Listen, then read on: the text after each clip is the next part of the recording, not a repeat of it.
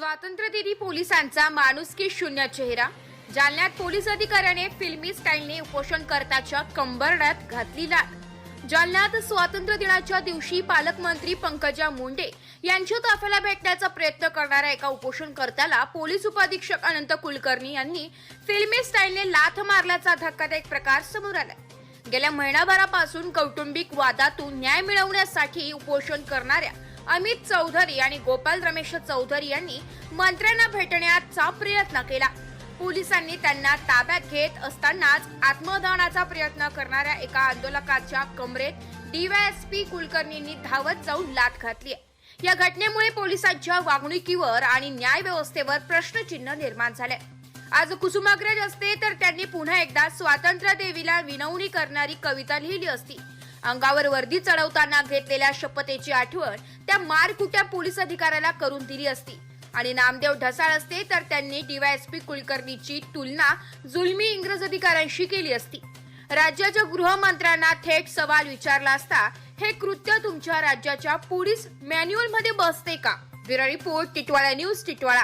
काय मागणी तुमची आज डिझेल अंगावर? माझी एकच मागणी आहे, गुन्हेगारांवर गुन्हा दाखल झालेला आहे कदीम जालना पोलीस स्टेशन मध्ये, परंतु पैसे खाऊन पोलिसांनी आजपर्यंत कोणती कारवाई केलेली नाही. ते गुन्हेगारांना पाठीची घालत आहे आणि इथला एफआयआर खामगावला जाऊन दाखल करत आहे. कोणत्या आधारावर करत आहे? कोणता कायदा निघला आता नवीन असा की गुन्हेगारांच्या तावडीत आम्हाला पाठवायचं, तिथं दोष आरोप टाकून? काय मागणी? नेमणी हेच मागणी आहे. गुन्हा दाखल झालेला आहे, आरोपींना त्यांनी न्यायालयात हजर करावं. आम्ही उपोषण सोडून तो आत्मदहन करणार नाही. किरण चेकीने मारहाण करी चौधरी मारू रमेश चौधरी.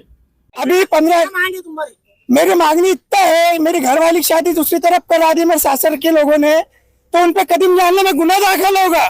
143 494 5506 ये पुलिस पैसा खा के गुनहगारों को पीछे डाल रही.